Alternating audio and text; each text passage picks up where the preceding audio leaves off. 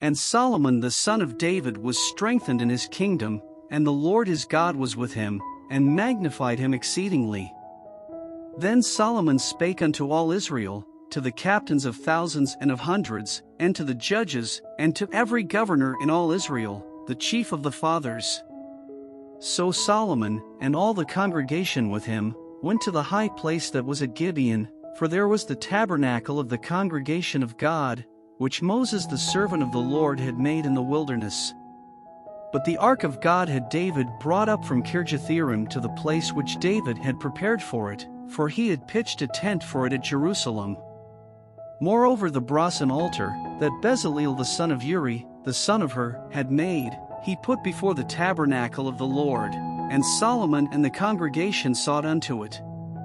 And Solomon went up thither to the brazen altar before the Lord, which was at the tabernacle of the congregation, and offered 1,000 burnt offerings upon it. In that night did God appear unto Solomon, and said unto him, Ask what I shall give thee. And Solomon said unto God, Thou hast shewed great mercy unto David my father, and hast made me to reign in his stead. Now, O Lord God, let thy promise unto David my father be established, for thou hast made me king over a people like the dust of the earth in multitude. Give me now wisdom and knowledge, that I may go out and come in before this people, for who can judge this thy people, that is so great?